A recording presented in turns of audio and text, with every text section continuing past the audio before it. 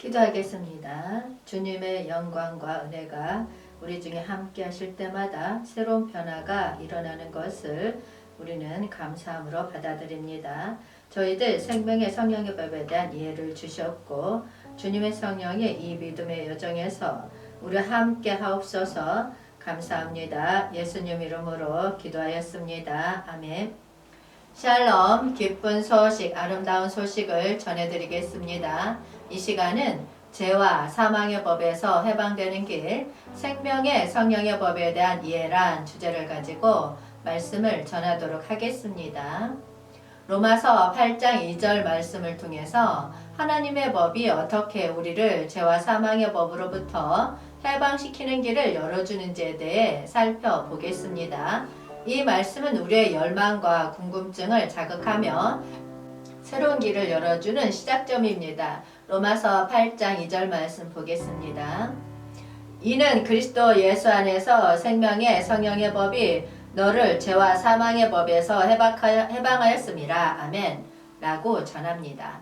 이것은 우리에게 하나님의 법이 어떤 힘을 지니고 있고 이를 통해 우리가 죄와 사망의 그림자에서 해방되는지를 알려줍니다. 우리는 죄와 사망의 법으로부터 자유로워지길 간절히 열망합니다. 삶의 어두운 그림자 속에서 우리는 해방의 소망을 찾고 있습니다. 이 말씀은 우리에게 하나님이 제시한 길을 통해 이러한 열망을 어떻게 충족시키는지를 알려줍니다. 그리스도 예수 안에서 생명의 성령의 법은 우리를 그림자의 힘으로 해방시켜줍니다. 이는 과거의 죄와 사망의 법으로부터 우리를 해방시키고 우리에게 새로운 삶의 길을 보여주며 하나님과의 연합을 가능케 합니다. 현대 사회에서 우리는 죄와 사망의 그림자 안에서 살아가고 있습니다.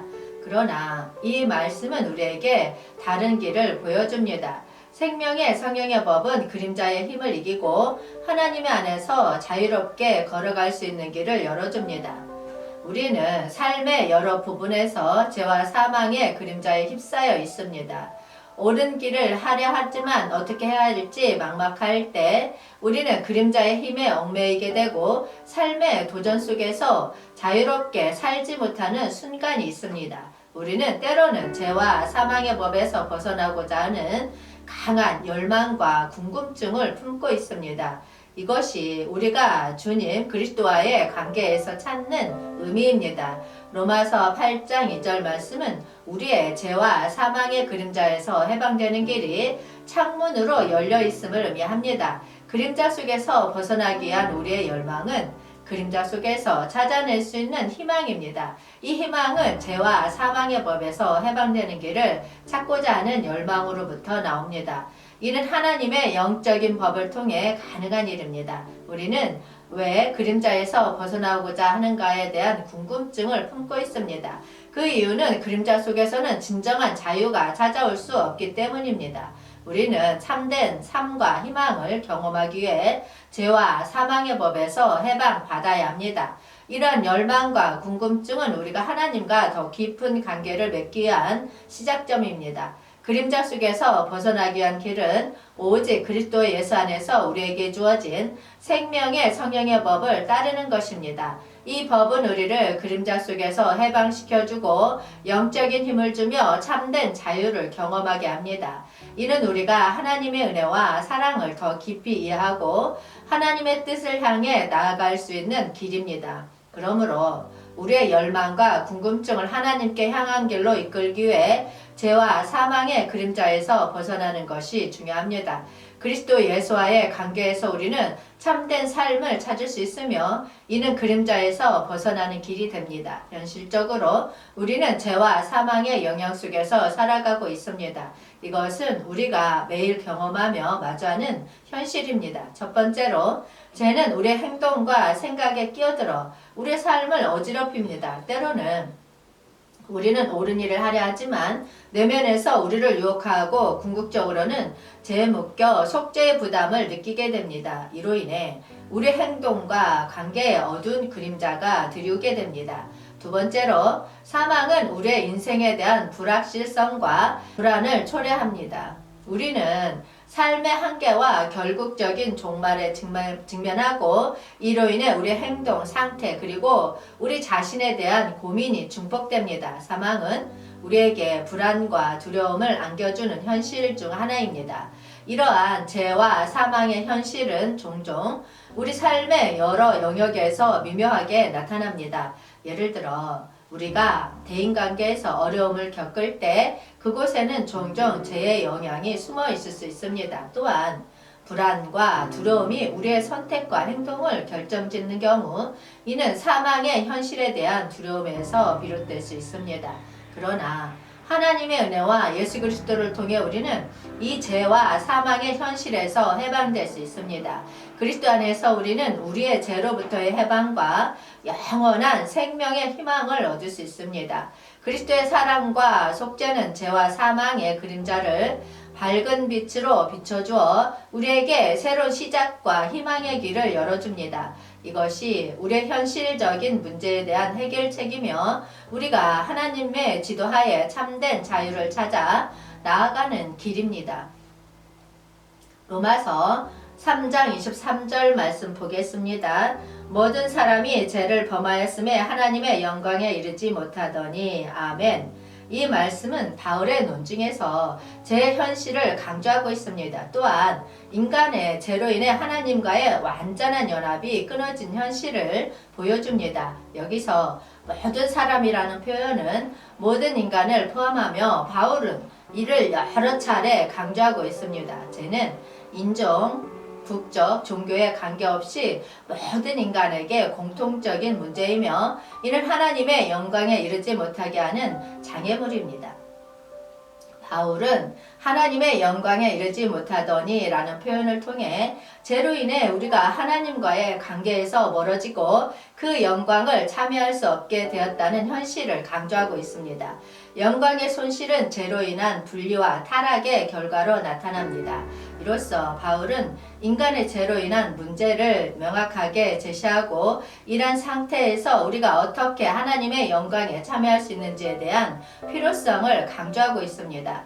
이는 나중에 그리스도를 통한 구원의 중요성을 논하는 바울의 주장의 일부분이기도 합니다. 사망은 우리 삶에 깊은 영향을 미치는 현실 중 하나입니다. 성경은 사망을 인간의 타락과 죄의 결과로 설명하고 있습니다.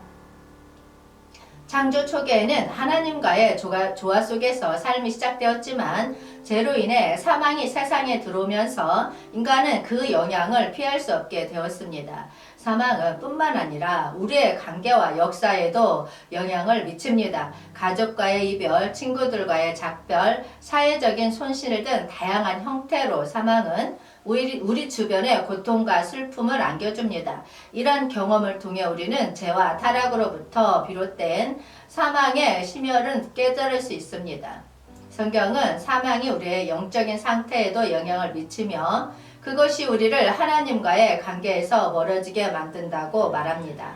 사망은 우리의 죄의 결과이자 영적인 손실을 초래합니다.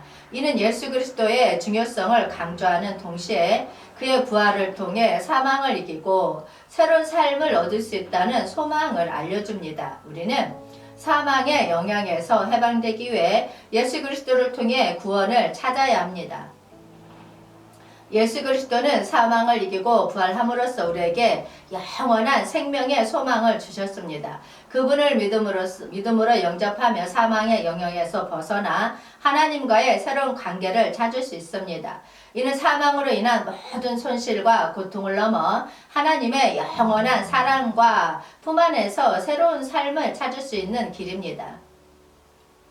로마서 6장 23절 말씀에서 사망의 영향에 대해서 알아보겠습니다. 말씀을 보겠습니다. 제 삭슨 사망이요 하나님의 은사는 그리스도 예수 우리 주 안에 있는 영생이니라. 아멘. 이 말씀은 우리가 죄와 사망에 대한 대가로 받은 것과 하나님의 은혜를 통해 얻은 영생 사이의 대조를 설명하고 있습니다. 이 문단은 제 삭슨 사망이요 하나님의 은사는 그리스도 예수 우리 주 안에 있는 영생이니라 라는 구절을 포함하고 있습니다. 사망은 죄로 인한 대가로서 우리에게 찾아오는 현실입니다. 율법은 죄를 정해하고 그 대가를 요구합니다. 인간은 자연적으로 죄인이며 그 결과로서 사망을 받게 됩니다. 그러나 이에 대한 대안이 주어집니다. 하나님의 은사는 그리스도 예수 우리 주 안에 있는 영생이라는 훌륭한 소식입니다. 이는 우리가 그리스도 안에서 새로운 삶을 얻을 수 있음을 의미합니다. 이 은혜는 우리의 노력이나 공로와는 상관없이 누구에게나 열려 있습니다. 그리스도 안에서 머물면서 우리는 죄와 사망에서 해방되고 영생의 희망을 향해 걸어갈 수 있습니다. 생명의 성령의 법은 성경에서 말하는 하나님의 영입니다. 이것은 우리의 영적인 삶에 큰 영향을 미치며 죄와 사망의 법으로부터 우리를 해방시키는 역할을 합니다. 이것이 우리 안에서 역사할 때 우리는 하나님의 지침과 뜻을 이해하고 이행할 수 있게 되며 영적인 성장과 특별한 역사가 시작됩니다. 갈라디아서 5장 22에서 23절 말씀 보겠습니다. 오직 성령의 열매는 사랑과 희락과 화평과 오래 참음과 자비와 양선과 충성과 온유와 절제니 이 같은 것을 금지할 법이 없느니라. 아멘. 바울은 여기서 성령의 열매에 대해 언급하며 우리에게 하나님의 성령이 역사할 때 생겨나는 아름다운 결실에 주목하라고 말합니다. 먼저 사랑입니다. 여러분, 사랑은 그리스도인의 삶의 최고 기준이 됩니다. 사랑은 하나님의 자비와 은혜를 받아들이며 우리가 하나님과 인간에 대해 가지는 독특한 인내심과 이해력의 표현입니다. 다음은 희락입니다. 그리스도의 기쁨은 우리에게 힘을 주며 어떠한 어려움에도 불구하고 하나님 안에서 평안과 기쁨을 유지할 수 있도록 합니다. 또한 화평입니다. 이는 단순한 평온함이 아니라 하나님과 인간 사이에 화해와 종말적인 평화를 의미합니다. 이것은 성령의 역사로 인해 가능한 것이며 우리는 하나님과 조화롭게 함께 살아갈 수 있습니다. 그리고 오래 참음, 자비, 양선, 충성, 온유, 절제는 모두 성령의 열매로서 우리의 영적 성장과 하나님과의 더 깊은 관계를 형성하는 데에 큰 역할을 합니다. 이러한 성령의 열매를 이루는 데에는 율법의 제약이 없습니다. 바울은 분명히 말합니다. 율법은 이 같은 것들을 반대하지 않는다. 이는 율법이 성령의 열매와 대립되지 않으며 성령의 역사를 제약하지 않는다는 의미입니다. 율법은 성령의 인도를 받은 자에게는 더 이상 지배력이 없습니다. 사랑, 희락, 화평, 오래 참음, 자비, 양선, 충성, 온유, 절제는 성령의 역사에서 나오는 결과이며 이는 우리를 자유롭게 하고 새로운 삶을 창조합니다. 이제 우리는 율법의 압박에서 벗어나 성령의 열매를 맺으면서 하나님의 자유를 경험할 수 있습니다. 그리스도 안에서 우리는 성령의 자유로운 흐름 속에서 하나님과 깊은 관계를 맺고 서로를 사랑하며 이 세상에 하나님의 나라를 구축해 나갈 것입니다. 하나님의 자유 안에서의 우리의 목적은 무엇일까요? 우리는 이 자유를 통해 하나님의 나라를 세우는 사명을 갖게 됩니다. 우리 행동, 사랑, 그리고 성령의 열매를 맺음으로써 우리는 주변 사람들에게 하나님의 사랑을 전하고 그 사랑으로 세상을 변화시키는 기회를 갖습니다. 로마서 8장 15절 말씀 보겠습니다. 너희는 다시 무서워하는 종의 영을 받지 아니하고 양자의 영을 받았으므로 우리가 아빠 아버지라고 부르짖느니라. 아멘. 이 말씀에 나오는 다시 무서워하는 종의 영을 받지 아니하고 양자의 영을 받았으므로 라는 부분은 우리의 과거와 현재를 대비시키는 중요한 진리입니다. 그리스도를 믿음으로써 성령의 강림으로써 우리는 과거 종로로서 해방되었습니다. 이제는 두려움과 속박에서 자유롭게 되었습니다. 우리가 아빠 아버지라고 부르짖느니라 라는 말씀은 우리의 관계가 얼마나 새롭게 되었는지를 보여줍니다. 하나님은 더 이상 무서운 주인이 아닌 우리의 아버지가 되셨습니다. 아버지의 부르짖음은 얼마나 친밀하고 따뜻한 관계를 가지고 있음을 나타냅니다. 성령은 우리가 종의 영에서 해방되고 양자의 영을 받을 수 있게 이끄시는 주인 역할을 합니다. 종의 영은 두려움과 속박을 조장하지만 성령의 강림은 자유와 아버지와의 친밀한 관계를 알려줍니다. 성령은 하나님의 아버지됨에 대한 확신을 심어주어 우리로 하여금 아바 아버지라고 부르게 만드는 분이십니다. 이 부르짖음은 단순한 교리적인 의미를 넘어서 각 개인의 신앙적 열정과 감정을 담고 있습니다. 그리스도를 믿음으로써 성령을 받음으로써 우리는 하나님의 자녀가 되어 아바 아버지라고 친밀한 영적 교감을 나눌 수 있게 되었습니다. 이 모든 것은 우리가 하나님의 자유로운 품 안에서의 생활을 시작할 수 있음을 의미합니다. 두려움과 속박으로부터 해방되어 아바 아버지와의 깊은 관계를 맺고 성령의 인도로 매일 새로운 삶을 시작할 수 있습니다. 하나님의 자유로운 품 안에서 우리는 창조주와 창조물 간의 아름다운 교통을 경험할 수 있습니다. 이는 우리의 영혼에 새로운 생명과 풍성한 의미를 부여하며 하나님과의 깊은 연결을 통해 우리의 일상을 더 풍요롭게 만들어줍니다. 성령의 법이 우리를 제 속죄에서 해방시켜 주어 우리가 자유롭게 하나님과 교제를 맺을 수 있게 합니다. 성령의 법으로의 해방은 우리를 신의 권속으로 세우고 그 권속 안에서 자유롭게 살아갈 수 있도록 도와줍니다. 이는 우리가 하나님의 뜻을 따르며 더 나은 삶을 살아갈 수 있도록 인도하는 것으로 성령은 우리에게 지혜와 힘을 주어 그 놀라운 자유를 올바르게 사용하도록 도와줍니다.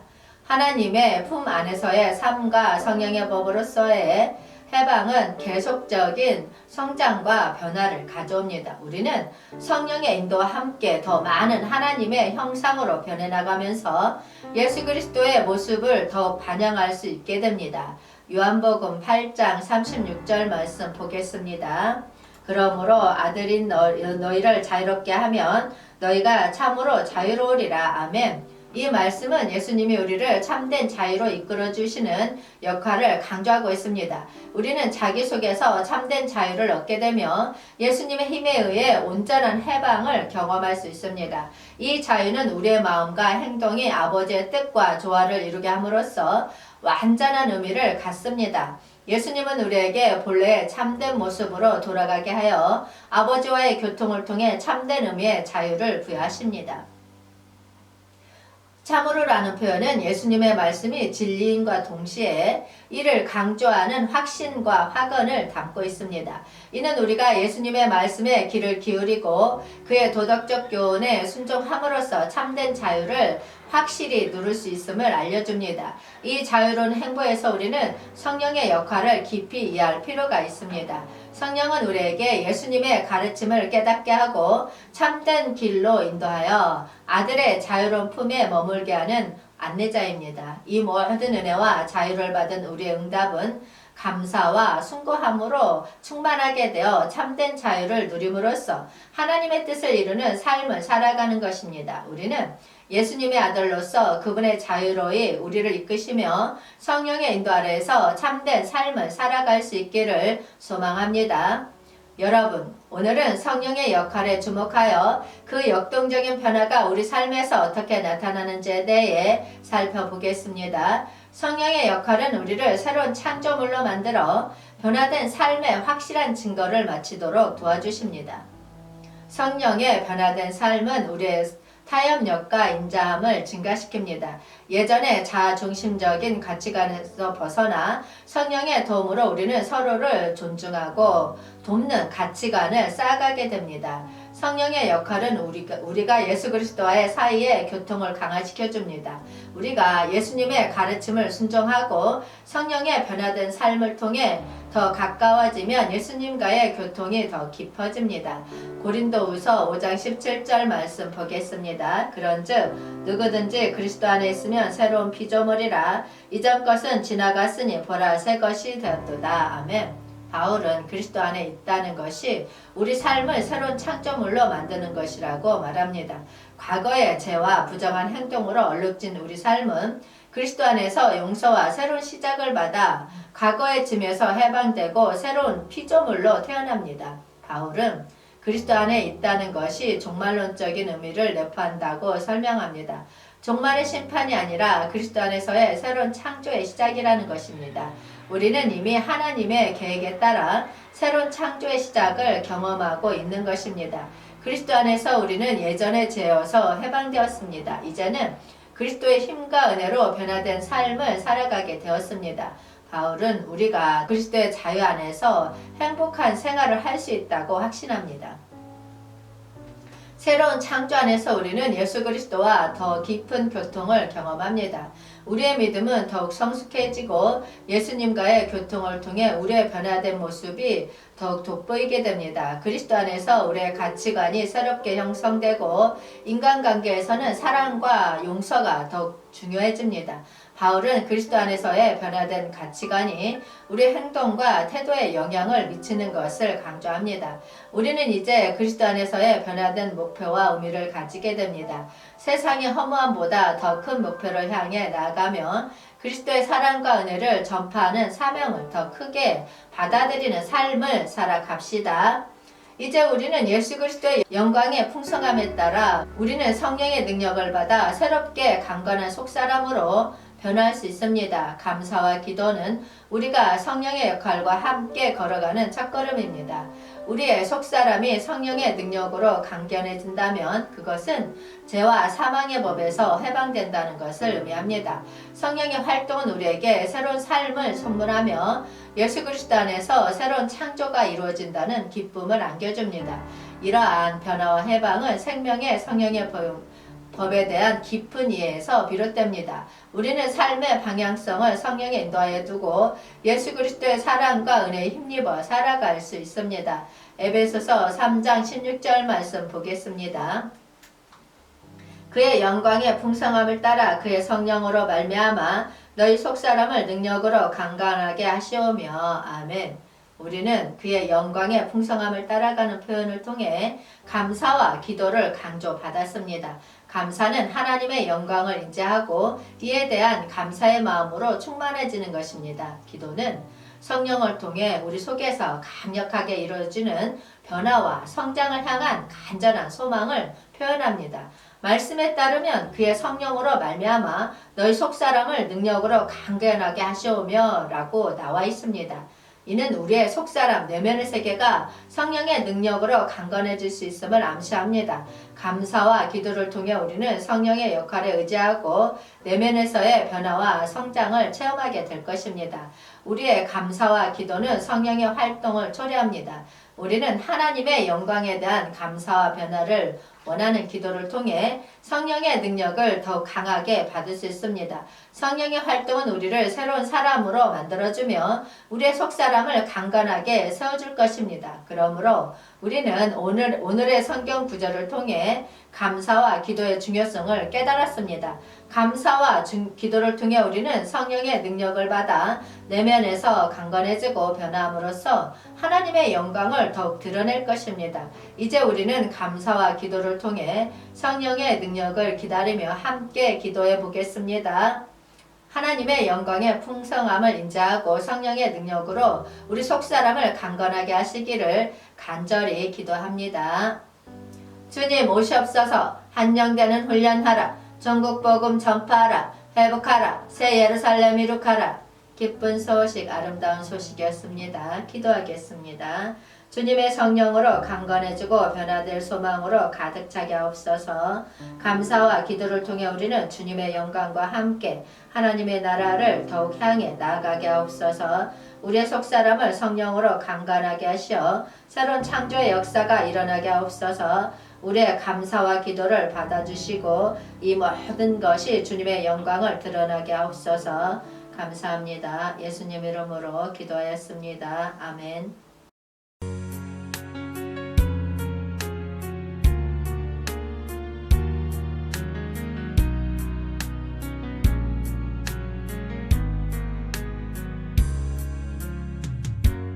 주 안에 우린 하나 모습은 달라도 예수님 한 분만 바라네. 사랑과 선행으로 서로를 격려해 따스함으로 보듬어 가리. 주님 우리 하시니 형제 자매